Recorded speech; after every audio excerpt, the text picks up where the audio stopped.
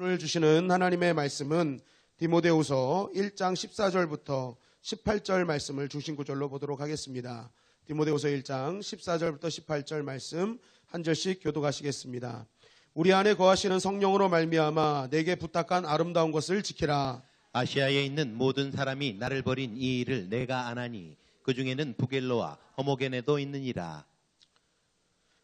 원하건대 주께서 오네시보로의 집에 긍휼을 베푸시옵소서. 그가 나를 자주 격려해주고 내가 사슬에 매인 것을 부끄러워하지 아니하고 로마에 있을 때에 나를 부지런히 찾아와 만났음이라. 다 같이 읽겠습니다. 원하건대 주께서 그로 하여금 그날에 주의 긍휼을 입게 하여 주옵소서. 또 그가 에베소에서 많이 봉사한 것을 내가 잘 아느니라. 아멘.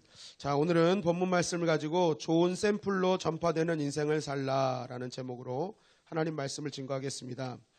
디모데 전후서는 에베소 교회에서 목회하는 디모데에게 바울이 보낸 목회 서신입니다.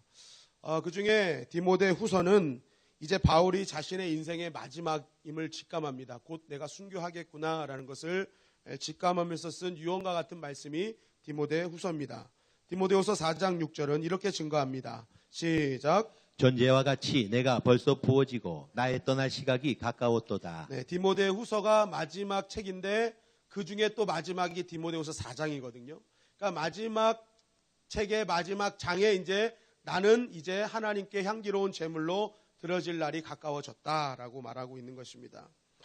그렇기 때문에 디모데후서는 바울의 평생에 있어서의 어떤 신앙의 진수, 정말 승리하는 믿음의 비결이 무엇이냐를 증거하는 아주 귀한 말씀 중에 하나인 것입니다. 저는 오늘 이 말씀을 통해서 우리가 이 말씀을 붙들고 승리하는 믿음의 사람이 되기를 주님의 이름으로 간절히 축원합니다. 아멘. 그렇다면 우리가 꼭 간직해야 될 신앙, 정말 바울이 그 마지막에 죽음 앞에서 정말 유언처럼 남기진 승리하는 믿음의 비결은 무엇인가? 그것은 한번 따라 하시겠습니다. 보는 싸움에서 반드시 승리하라. 보는 싸움에서 승리할 것을 말하고 있어요. 디모데후서 1장 3절을 보니까 이렇게 증거하고 있습니다. 시작. 내가 밤낮 간과하는 가운데 쉬지 않고 너를 생각하여 정결한 양심으로 조상적부터 섬겨오는 하나님께 감사하고. 자, 바울은 디모데의 장점에 대해서 쭉 얘기하는데 첫째는 너 청결한 양심을 갖고 있어. 너 깨끗한 양심을 가진 사람이야. 너 정말 깨끗한 마음으로 정말 내가 칭찬해 라고 얘기를 하고 있는 것이죠. 또 디모데후서 1장 5절은 이렇게 증거합니다. 시작. 이는 내 속에 거짓이 없는 믿음이 있음을 생각함이라. 이 믿음은 먼저 내 외조모 로이스와 내 어머니 유니게 속에 있더니 내 속에도 있는 줄을 확신하노라. 자, 또 무엇을 칭찬합니까? 내 속에 있는 거짓 없는 믿음. 정말 너는 거짓 없는 믿음이구나. 참 진실한 믿음이구나. 이것을 또 칭찬하고 있어요. 또 디모데후서 3장 15절은 이렇게 증거합니다. 시작. 또 어려서부터 성경을 알았나니 성경은 능히 너로 하여금 그리스도 예수 안에 있는 믿음으로 말미암아 구원에 이르는 지혜가 있게 하느니라. 자, 너는 어려서부터 무엇을 알았다고요? 성경을 알았다. 정말 어려서부터 성경을 믿고 성경을 따랐다는 것이죠. 그래서 성경은 교훈과 책망과 바르게 함과 의로 교육하기에 유익하고 하나님의 사람으로 온전케 하며 모든 선한 일을 행하게 하는 능력이다라고 이후에 얘기하거든요. 그러니까 결국 이 어려서부터 성경을 알고 믿고 따랐던 이 디모데가 어떤 삶을 살았다는 거예요? 정말 하나님 앞에 책망받으면서 바르게 살기를 힘썼고 또 하나님의 사람으로 온전케 되고 선한 일을 하는 인생을 살았다. 그것을 지금 칭찬하고 있는 것입니다.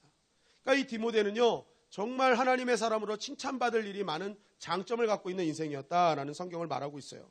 그런데 또 장점만 있는 것이 아니라 단점도 있었음을 성경은 증거합니다.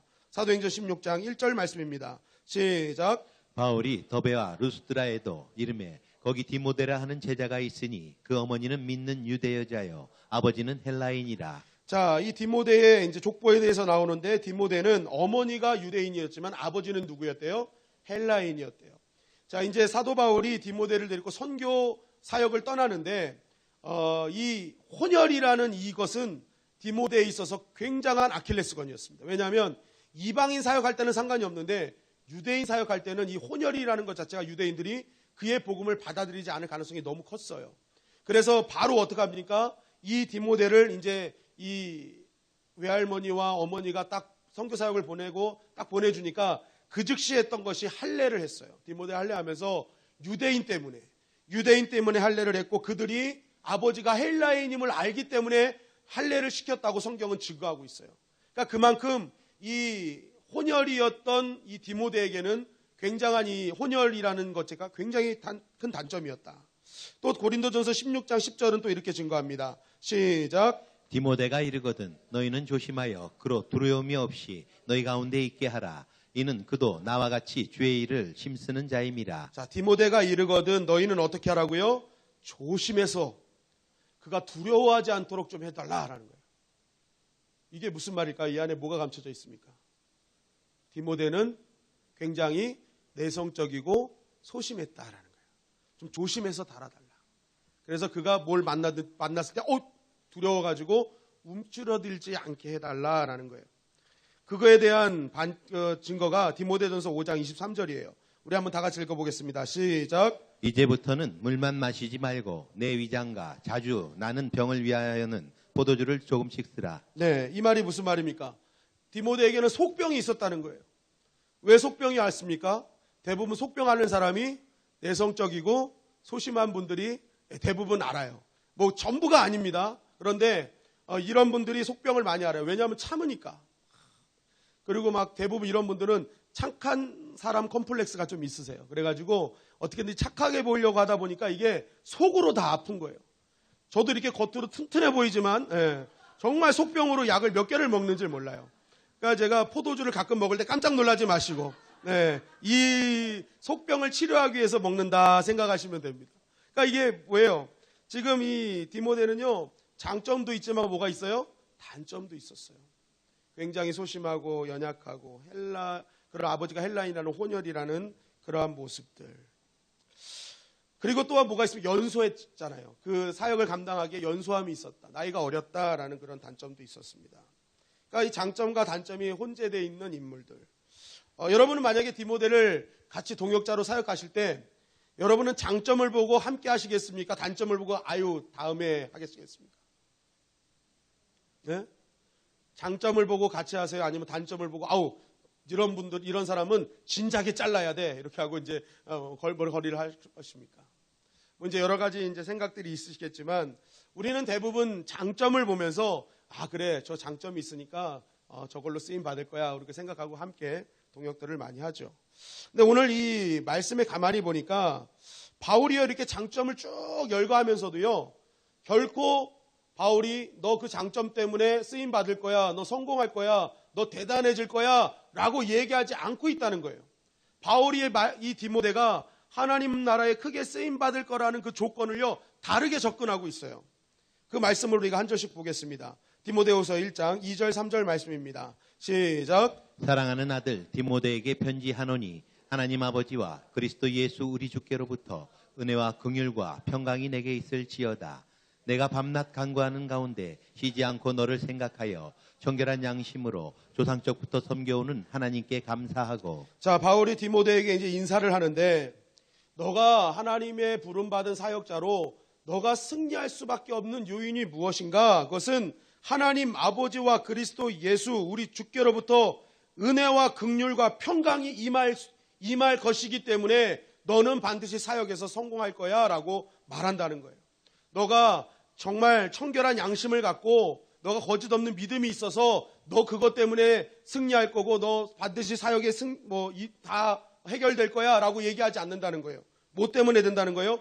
하나님부터 주시는 거저받은 은혜 그리고 하나님께서 주시는 긍휼 그 평강이 너를 지키고 너가 승리하게 하는 원동력이 될 거야 라고 말하는 거예요. 그러면서 3절은 또 뭐라고 말합니까? 내가 밤낮 간구하는 가운데 쉬지 않고 너를 생각하여 청결한 양심으로 조상적부터 내려 섬겨오는 하나님께 감사하고. 자, 은혜와 긍휼과 평강이 너를 승리하게 할 것이며 또한 무엇 때문에 승리하게 할 거라는 거예요? 겉으로 보면 청결한 양심이 굉장히 강조되는 것 같지만 실제적으로 바울이 강조하고 싶은 것은 조상 때부터 너를 지키셨던 하나님을 강조하고 있는 거예요. 너의 태초부터 조상 때부터 변함없이 신실하게 오늘도 너를 지키시는 그 하나님 때문에 너는 반드시 너의 사역에서 이길 수 있을 거야. 승리할 거야 라고 말하는 것입니다. 여러분, 오늘도 우리가 다시 한번 일어나야 될 이유가 바로 여기 있는 줄 믿습니다. 우리 조상적부터, 우리의 태초부터 나를 선택하신 하나님이 변함없이 신실하게 나를 지키시기 때문에 우리는 담대하게 믿음으로 일어서야 될 줄 믿습니다. 또 디모데후서 1장 5절 6절은 또 우리에게 이렇게 증거하는 것입니다. 시작. 이는 내 속에 거짓이 없는 믿음이 있음을 생각함이라. 이 믿음은 먼저 내 외조모 로이스와 내 어머니 유니게 속에 있더니 내 속에도 있는 줄을 확신하노라. 그러므로 내가 나의 안수함으로 내 속에 있는 하나님의 은사를 다시 부릴 듯하게 하기 위하여 너로 생각하게 하노니. 자, 또 이 바울이 디모데에게 얘기합니다. 너 외할머니 로이스, 너 어머니 유니게 이 믿음 참 대단하지. 그 믿음이 너 안에 있어. 여러분, 표면상으로는 그 대단한 믿음, 엄마의 할머니의 믿음, 엄마의 믿음 때문에 너 반드시 이길 거야 라고 우리는 해석할 수 있어요. 그러나 이 속에는 메시지는 그게 아닙니다. 실제적으로 바울이 얘기하고 싶은 것은 할머니의 믿음, 어머니의 믿음이 위대한 게 아니라 그 믿음을 끝까지 지키게 하셨던 하나님, 그 믿음이 계속 어머니를 통해서 너까지 이루게 하셨던 그 하나님의 능력, 그 능력이 있기 때문에 너는 끝까지 감당할 수 있어. 너는 승리할 수 있어. 하나님께 초점을 맞추고 있어요. 그러니까 또 6절에 뭐라고 하는 것입니까? 내 속에 있는 하나님의 은사, 네 안에 있는 하나님의 은사가 너가 아니야. 깨끗한 양심을 갖고 거짓 없는 믿음을 갖고 있는 디모데 너 자신 때문에 되는 게 아니라 너 안에 있는 하나님의 은사 때문에 너가 일어설 수 있어. 너 승리할 수 있어. 너 감당할 수 있어. 그러니까 사람이 갖고 있는 실력 때문에 뭔가 이루어지는 것이 아니라 우리 안에 있는 하나님의 능력이 오늘도 나를 세우시고 이끌어가 주신다는 것입니다. 아멘. 여러분, 그러면 왜 바울은 이런 얘기를 하는 거예요? 왜 모든 승리의 원동력이 모든 주권자가 하나님이심을, 그 하나님만 바라봐야 됨을 왜 강조하고 있을까요? 그 이유가 디모데후서 1장 7절 8절이 증거하고 있습니다. 다 같이 읽겠습니다. 시작. 하나님이 우리에게 주신 것은 두려워하는 마음이 아니요 오직 능력과 사랑과 절제하는 마음이니 그러므로 너는 내가 우리 주를 증언함과 또는 주를 위하여 갇힌 자 된 나를 부끄러워하지 말고 오직 하나님의 능력을 따라 복음과 함께 고난을 받으라. 자, 바울이 이제 얘기를 하는 거예요. 하나님이 우리에게 주신 것은 어떤 마음이 아니요? 두려워하는 마음이 아니요. 여러분, 왜 이 이야기를 디모데에게 하고 있을까요? 지금 디모데가 두려워하고 있어요. 두려워하고 있는 마음이 있는 거예요. 그러니까 하나님이 주신 것은 두려워하는 마음 아니다 하는 거예요. 또 8절에 보니까 주를 위하여 갇힌 자 된 나를 부끄러워하지 말고, 이 말을 왜 말합니까? 지금 디모데가 뭘 부끄러워하고 있어요? 감옥에 갇혀 있는 바울을 부끄러워하고 있어요. 그러니까 지금 바울이 보는 디모데의 모습은 뭔가 두려워하고 부끄러워하는 모습 가운데 있는 것. 그러니까 바울이 하나님만 바라봐라 라고 얘기하는 이유가 지금 디모데는 다른 것을 바라보고 있다는 거예요. 그런데 그게 두려워하는 마음과 부끄러워하는 마음 속에 들어있어요. 그럼 무엇을 두려워하는가? 첫째, 이 바울의 상황, 이제 곧 순교할 것 같은 바울의 상황. 그러니까 바울의 편지를 보면 이제 결의에 찬 모습이 보이거든요. 이제 내가 곧 하나님 나라로 간다. 이제 내가 너를 떠날 것이다. 그러니까 이 말씀을 가만히 보니까 그동안 자신의 연소함 가운데서도 사역을 끝까지 승리할 수 있었던 원동력 중에 하나가 나에게 바울 선생님이 나한테 서신을 디모데에게 보내서 피할 길을 알게 하시고 승리하는 길을 늘 알려주셨거든요. 그러니까 이 바울이 한순간에 자신의 삶에서 증발된다, 없어진다, 이렇게 생각을 하니까 디모데의 눈앞이 깜깜해진 거예요. 두려움이 임한 거예요. 내가 이제 어떻게 사역을 하지? 이 바울 선생님이 없으면 나는 이제 어떻게 이 나에게 맡겨진 사명을 감당할 수 있지? 라는 두려움이 엄습해 온 것입니다. 이것은 마치 모세가 죽고 여호수아가 이제 이스라엘 백성을 이끌게 될 때 하나님이 두려워 말라, 놀라지 말라 했던 그 사건과 동일한 사건이 벌어진 거예요.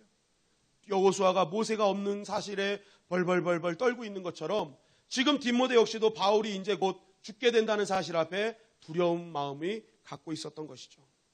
또 어떤 두려움입니까? 지금 에베소 상황에 벌어지는 일들이죠. 지금 에베소에 어떤 일들이 벌어졌습니까? 다른 교훈을 가진 자들이 들어와서 교회를 혼란시키고 분란을 일으키고 있었다는 거예요. 그래서 디모데전서 1장 3절 4절에도 보니까 너는 바른 교훈을 삼아서 다른 교훈을 없애고 교회 분란을 없애라 하면서 계속 바울이 얘기하는 거예요. 그러니까 지금 디모데가 딱 보니까 이 두려움이 앞서는 것입니다. 이 교회를 허무는 세력, 교회를 분란시키고 교회를 찢어지는 이 세력이 들어왔는데 이제 교회가 어떻게 될 것인가? 이 교회는 무너지는 것인가? 하는 그런 두려움과 절망이 그를 엄습하고 있었던 거예요.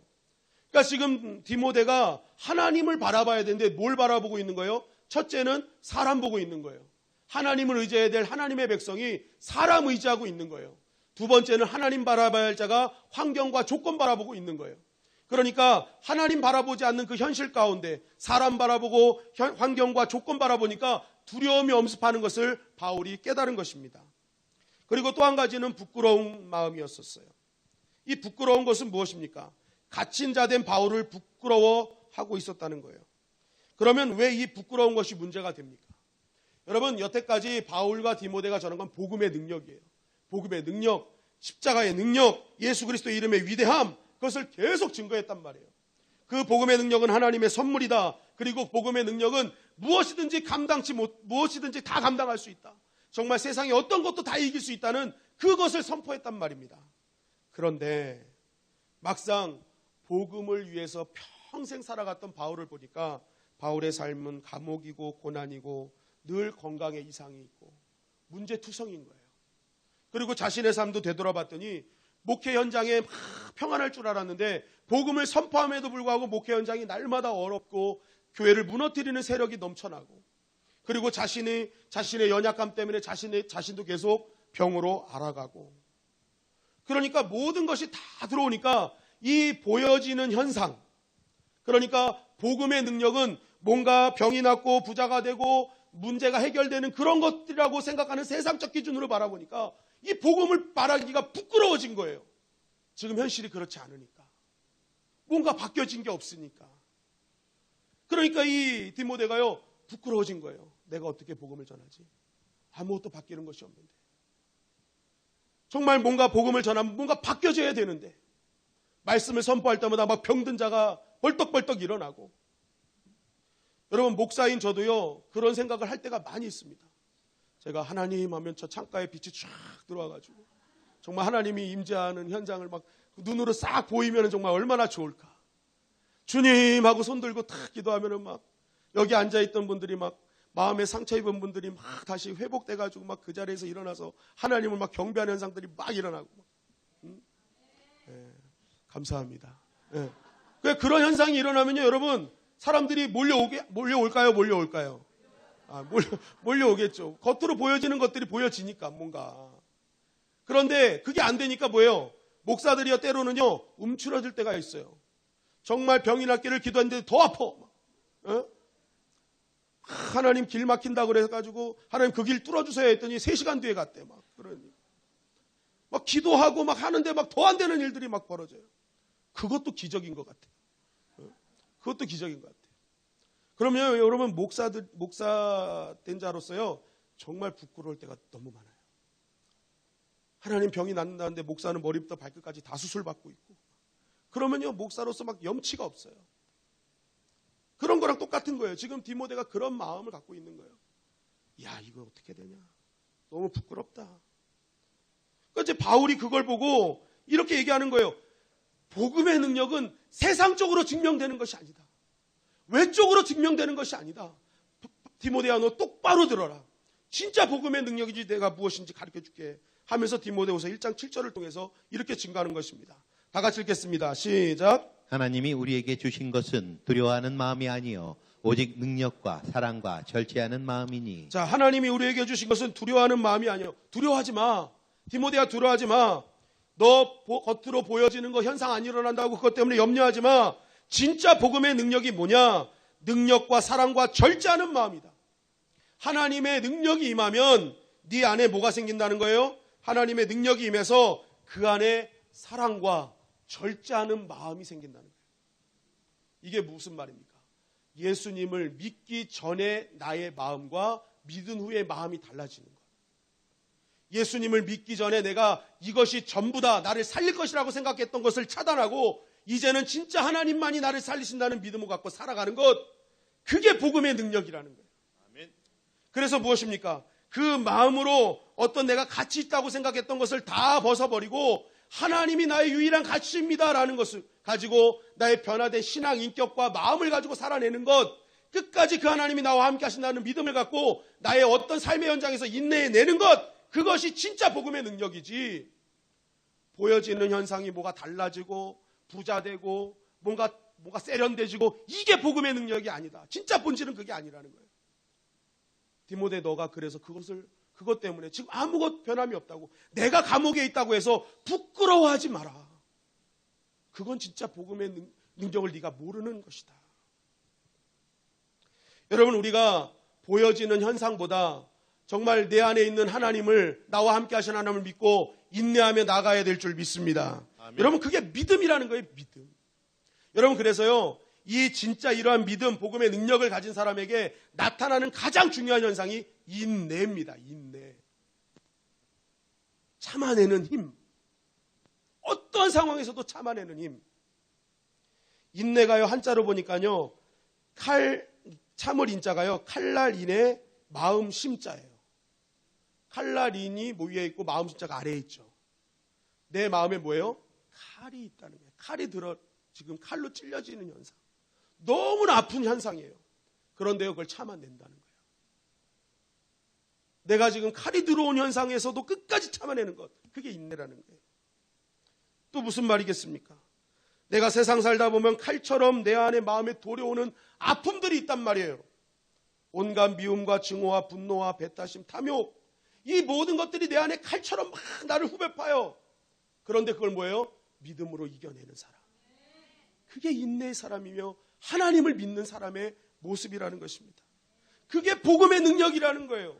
나는 속에서 막 미치겠는데 그러나 하나님이 나와 함께 하신다는 걸 믿으니까 그 상황을 이겨내는 거예요. 여러분, 그러면서 이러한 믿음으로 살아갔던 사람들을 샘플로 등장시키죠. 디모데후서 1장 15절 16절 말씀입니다. 여기에서 세 사람이 나와요. 부겔로, 허모게네, 오네시보로, 부시, 허시, 오시, 세 명의 사람이 나오는데, 이 처음에 나온 사람이 부겔로와 허모게네예요. 근데 이 부겔로와 허모게네는 어떤 사람이에요? 나를 버린 사람. 그리고 오네시보로는 어떤 사람이에요? 끝까지 격려해주고 함께했던 사람. 여러분, 성경에 이렇게 이제 여러분 신약을 보실 때마다 성경에 등장하는 사람들의 이제 이름이 나오면요, 이렇게 생각하시면 돼요. 그 당시 초대교회에 굉장히 덕망 있고 유명했던 사람들. 그러니까 누구나 아는 사람들. 그러니까 이름만 딱 대면 그 사람 했던 사람들이 성경에 이름이 등장하는 거예요. 그냥 이름 말해도 모르는 사람들 굳이 내보지 않아요. 그러니까 그 시대에 굉장히 초대교회의 어떤 장로님, 안수집사님, 교회에 아주 굉장한 일을 했던 중직자들이 거의 이름이 성경에 등장하는 거예요. 그런데 그렇게 열심히 했던 부겔로와 허모게네가 떠났대요. 왜 떠났을까요? 우리가 이것을 유추할 수 있는 방법이 오네시보로의 삶을 보면 돼요. 오네시보로는 뭐예요? 그 감옥에 있는 바울을 격려해주고 찾아가고 더 나아가서 뭐예요? 사슬에 매인 것을 부끄러워하지 않았다. 디모데는 지금 감옥에 갇힌 그것을 부끄러워했는데 오네시보로는 뭐예요? 사슬에 매인 것을 부끄러워하지 않았대요. 보이는 것에 대해서 뭐예요? 차원이 넘는 믿음을 갖고 있었다는 거예요. 지금 바울이 저렇게 고난을 당하는데 그 고난을 당한 상황 속에서도 바울은 어떻게 끝까지 저 사역을 감당하고 있는가? 어떻게 계속 교회를 향해서 살리는 사역을 감당하고 있는가? 그걸 보니까요, 그 안에 하나님이 계셔요. 그런데 그 하나님이 뭔가 대단한 거예요. 그 고난 가운데서도 끝까지 버텨내는 힘이 하나님으로부터 있구나. 그러니까 눈으로 보여지는 사슬, 눈으로 보여지는 어떤 고난, 이것이 문제가 되는 것이 아닙니다. 여러분, 지금 바울을 도와주는 거예요? 목숨 거는 거예요? 그럼에도 불구하고 이 오네시보로가 계속 바울을 떠나지 아니하고 격려하고 또 로마에 가서도 계속 로마를 찾아가고 또 모든 교회를 도왔던 이유가 무엇입니까? 눈에 보이는 것으로 움직이는 자가 아니었다는 거예요. 눈에 뭐가 잘 되고 부해지고 뭐가 달라지는 그것이 복음의 능력이다, 그렇게 보지 않았다는 거예요. 그러나 부겔로와 허모게네는 어떻습니까? 그가 반대의 삶을 사는 거예요. 복음 내가 하나님의 말씀 받으면 뭔가 부자 되고 뭐가 새로워지고 뭔가 대단해질 거라고 분명히 얘기했는데 보니까 감옥 가네. 아프기만 하네. 고난만 받네. 쇠사슬에 채워져 있네. 야, 저런 하나님 나 믿지 않을 거야. 야, 저런 게 복음이야? 아이고, 아니야. 그래서 뭐예요? 부겔로와 허무게네가 떠나버린 것입니다. 똑같은 걸 봤는데 해석이 다르고 삶이 달라지는 거예요. 즉 보는 것이 다른 거예요. 두 사람은 눈에 보이는 것만 본 것이고 한 사람은 진짜 하나님의 은혜가 무엇인지 나와 함께 하시는 하나님이 어떤 분이신지를 보게 되었던 것입니다. 그러니까 한 사람은 영원히 하나님의 나라를 떠난 사람으로 샘플로 남게 되고 한 사람은 영원히 하나님의 나라를 충성했던 믿음의 사람으로 샘플로 남게 된 거예요. 여러분, 오늘도 우리가 이 시간 복음의 능력을 어떻게 바라보느냐에 따라서 여러분들의 삶이 영원히 기록되는 삶이 될 수 있고 아니면 한순간에 여러분 여태까지 충성했다가도 한순간에 하나님을 떠나는 사람이 될 수 있다는 것입니다. 여러분, 하나님이 원하는 사람은 어떤 사람입니까? 하나님께서 원하시는 복음의 능력의 메인자는 누구입니까? 영원하신 하나님. 어제도 나를 지키셨던 하나님이 오늘도 나를 지키실 것이며 오늘 지키신 하나님이 내일도 나를 지키실 것이라는 확실한 믿음 안에서 끝까지 인내하며 살아가는 그 한 사람. 하나님께서는 그 한 사람 바라보시고 그 사람에게 하나님께서 역사해 주실 줄 믿습니다.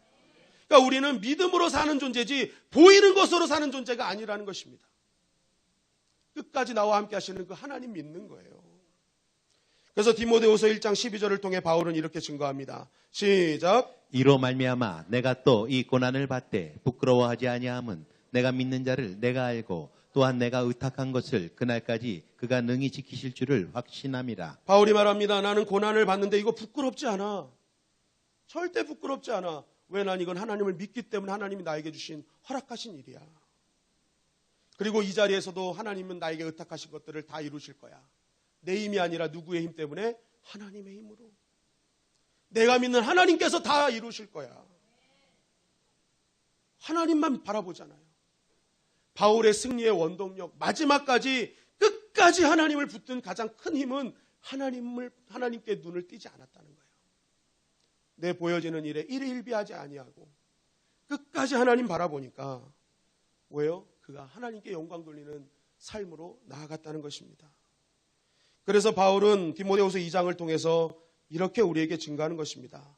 디모데후서 2장 20절 21절 말씀입니다. 시작. 큰 집에는 금그릇과 은그릇뿐 아니라 나무그릇과 질그릇도 있어 귀하게 쓰는 것도 있고 천하게 쓰는 것도 있나니 그러므로 누구든지 이런 것에서 자기를 깨끗하게 하면 귀히 쓰는 그릇이 되어 거룩하고 주인의 쓰심에 합당하며 모든 선한 일에 준비함이 되리라. 자, 바울이 이제 이어서 얘기하는 거예요. 그런 얘기를 하는 거예요. 그런 얘기. 중요한 것은 우리가 은그릇 쓰는가 금그릇 쓰는가 이게 아니라 질그릇 쓰는가. 우리가 쓸 때 그릇의 재질 보고 쓰지 않는다. 하나님은 재질 보고 쓰지 않는다. 하나님께서 쓰시는 귀하게 쓰인 그릇이 있다. 그게 첫 번째 깨끗한 그릇이에요. 이런 것에서 자기를 깨끗게 하면 귀히 쓰는 그릇이 된다. 그러니까 우리가 하나님의 나라는 숫자에 있는 것이 아니라 순결함이 있다고 말씀드렸잖아요. 깨끗해지는 것. 하나님 깨끗한 그릇 쓰시거든요. 그리고 두 번째 뭐예요? 그 그릇에 담은 것이 그릇의 가치를 결정하는 거예요. 여러분, 중세시대에 100년, 200년 전, 300년 전 이렇게 쓰였던 그릇을 딱 갖고 왔어요. 거기다 된장국을 담으면 무슨 그릇 되는 거예요? 국그릇 되는 거예요. 아무리 휘황찬란한 그릇이라 할지라도 뭐 담느냐? 간장 담으면 간장 종지가 되는 거예요. 그러니까 그릇의 가치는 그릇 자체에 있는 것이 아니라 무엇을 담느냐에 따라 달라집니다. 오늘 사도 바울이 이제 그것을 얘기하는 거예요. 귀히 쓰는 그릇 네 안에 지금 뭐 담았니? 그러니까 우리가 믿음은 지금 뭘 담느냐의 싸움인 거라는 거예요. 금그릇, 은그릇 되는 싸움이 아니라 너가 질그릇이라 할지라도 그 안에 하나님의 은혜가 담겼으면 너는 반드시 승리할 거야.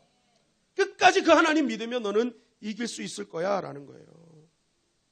그래서 디모데후서 2장 14절 15절을 통해 이렇게 증거하는 것입니다. 우리 14절만 읽겠습니다. 디모데후서 2장 14절 14절 시작. 너는 그들로 이 일을 기억하게 하여 말다툼을 하지 말라고 하나님 앞에서 엄히 명하라. 이는 유익이 하나도 없고 도리어 듣는 자들을 망하게 함이라. 자, 말다툼하지 말라라고 명하래요. 여러분, 말다툼 왜 합니까?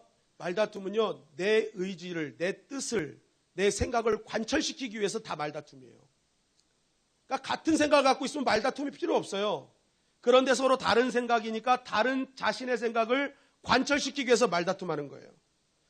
그러니까 지금 우리 안에 내 생각, 내 뜻, 내 의지가 가득 담겨 있으면요, 항상 어디를 가든지 다툼이 일어나게 돼 있어요. 그건 교회도 마찬가지입니다. 내 생각으로만 가득 차 있으면요, 교회 올 때마다 분열이 생겨요.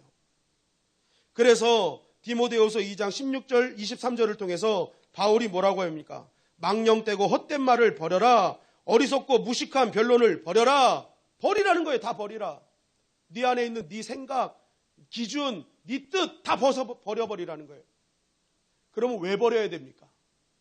우리가 그릇이라고 할 때 버리는 이유는 다른 것을 채우기 위해서예요.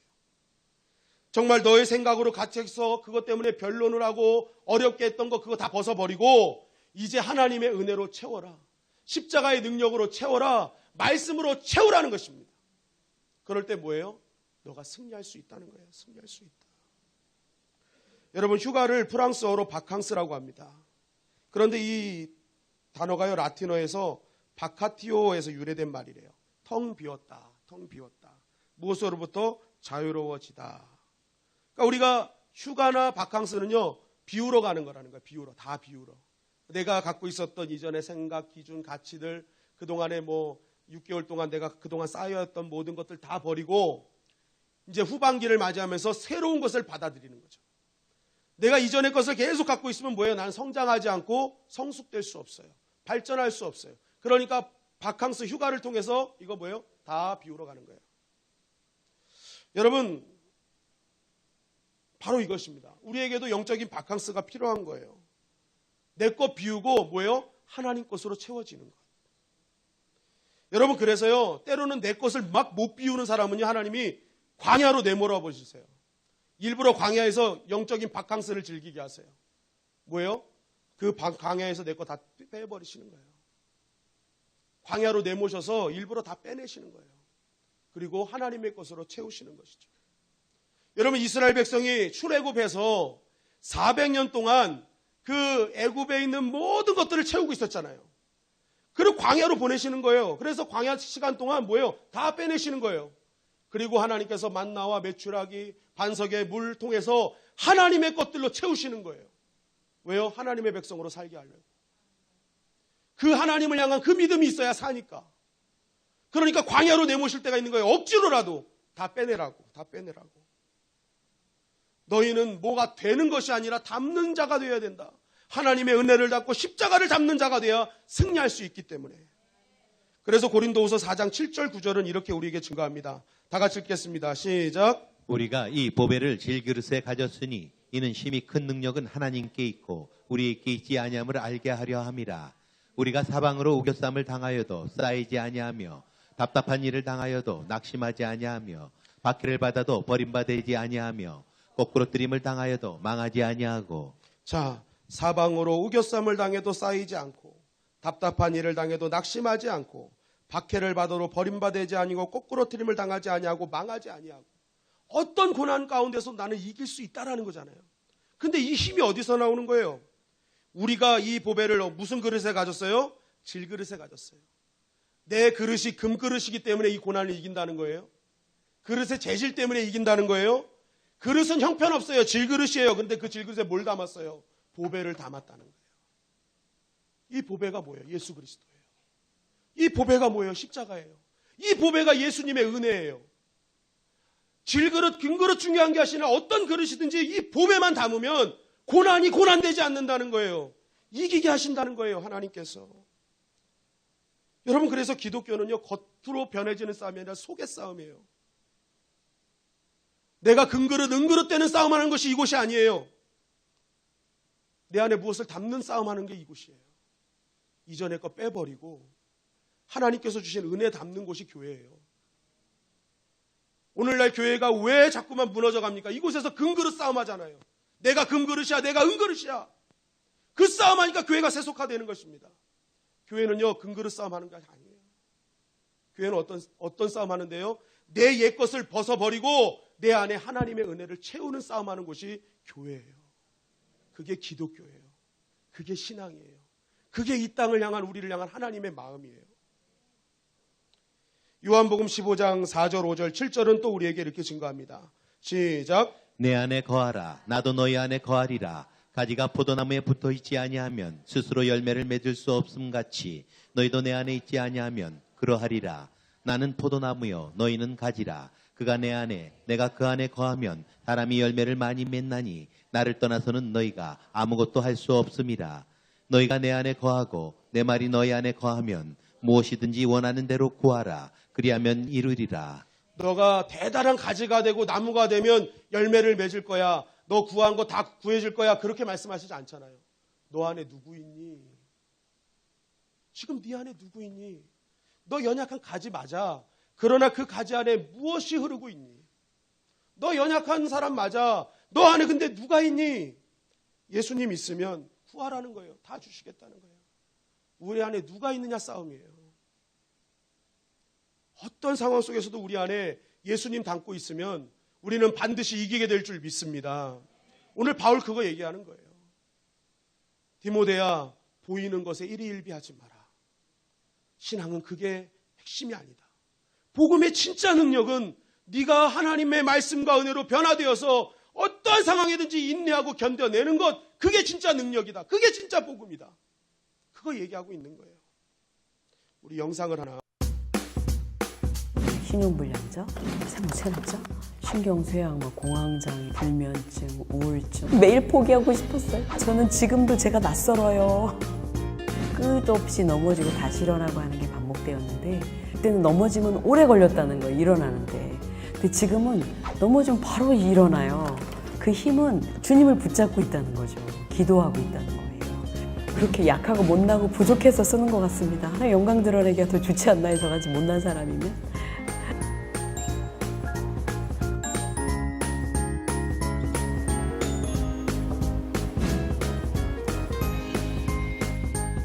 저는 넘어져 볼 대로 넘어져 본 본죽 최복희 대표입니다. 본죽, 본죽인 비빔밥, 본도시락, 본설렁탕, 본 우리반상 막 이렇게 있어요. 매장이 1,700개가 넘는 걸로 알고 있습니다. 가난했어요, 둘 다. 100에 5만 원짜리 월세부터 시작을 했는데요. 출판사부터 학습지 회사, 통신 판매업, 인삼 제조 판매업, 순식물성 화장품 대리점 본사도 했었고. 근데 그게 잘 안 돼요. IMF가 터져요. 저 연쇄부도를 일으키고 신용불량자, 빚쟁이 막 이런. 남편 수영기로 도망다니고 피해 다니고 저는 정신과 병을 앓기 시작했죠. 자살 충동도 많이 일어나고. 아 진짜 어떻게 살아야 되나 막 이런. 하루가 너무너무 길고 힘든 거예요. 그냥 이렇게 인생이 끝나는 건가 하는 그 절망감이 저를 많이 괴롭혔어요. 호떡 장사 시작했어요. 포장마차 하나가 전 재산이었어요. 그때 당시는. 반죽하면서 이제 기도하면서 하는 거예요. 하나님 오늘 이거 다 팔게 해주세요. 그게 무릎경이에요. 그때 시작이에요. 제 힘으로 안 되는 거 알았기 때문에. 포장마차를 막 뺏기는 거예요. 단속반한테. 나 내동댕이 치고 포장마차 집어갔을 때 막 반죽이랑 이렇게 주스면서 뜨거운 눈물도 많이 흘렸습니다. 정말 하나님 다시 한번 기회를 주시면 정말 나눠줄 것을 베푸는 선한 사람들이 되겠다고 회개도 많이 하고 다시 한 번만 기회 달라는 기도 많이 했어요. 제 기도문 성경 쓰기 한 노트예요. 이거 쓰면서 울었나 봐요. 얼룩이 막 번져 있는 게 수십 권이죠. 여기도 있지만 집에도 많이 있어요. 하나님을 사랑하는 마음을 막 여기다 담았어요. 그리고 하나님께 쓰임 받고 싶어가지고 저는 하나님께 많이 쫄랐던 것 같아요. 응답하실 거라고 생각했어요. 그러니까 이루어질 것을 믿고 감사드리는, 미리 감사하는, 됐을 줄 믿고 감사드립니다까지 간 거죠. 그 시간이 퍼즐 조각이라면, 제 인생이 퍼즐 조각이라면 의미 없는 시간인 줄 알았어요. 근데 그 시간 안에 배운 그 모든 것들이 본죽이라는 브랜드를 만들고 노하우를 만드는 데 다 쓰여요. 그러니까 우리 눈에는 그 시간이 최악의 시간인데 하나님은 최상의 시간을 만들고 있는 시간이었다는 거죠. 우리 우린 다 넘어지고 실수한다. 그리고 실패하고 낙심하죠. 근데 인생의 작은 고난이나 문제 앞에 인생 전체를 비관하지 마세요. 그 넘어짐은 얼마든지 더 중요한 걸로 바뀔 수 있어요. 고난이 오히려 더 내 인생을 더 성장시키고 성숙시킨다는 것은 굉장히 중요한 하나님 원리라는 걸 저는 깨달았기 때문에 그 고난이 화가 복이 되도록 하시는 주님을 절대 신뢰하시기 바랍니다.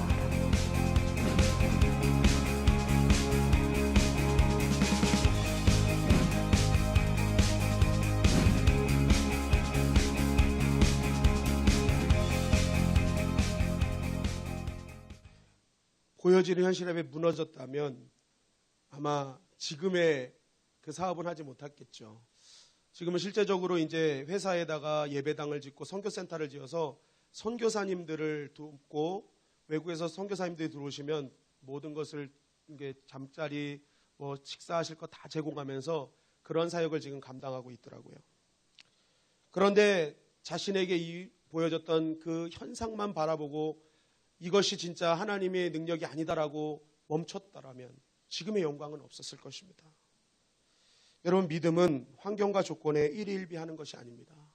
내가 지금 보여지는 것에 하나님 안 계신가 봐 하고 넘어지는 것이 아니라 오늘도 어제도 나와 함께 하셨던 하나님이 오늘도 나와 함께 하시고 오늘 함께 하셨던 하나님이 내일도 함께 하실 것임을 정확하게 믿고 정말 칼이 나를 쑤실 것 같은 그런 정말 아픈 현장 속에서도 끝까지 그 하나님 신뢰함이 일어나는 것, 그것이 참된 믿음이요 복음의 능력을 가진 자의 모습이라는 것입니다.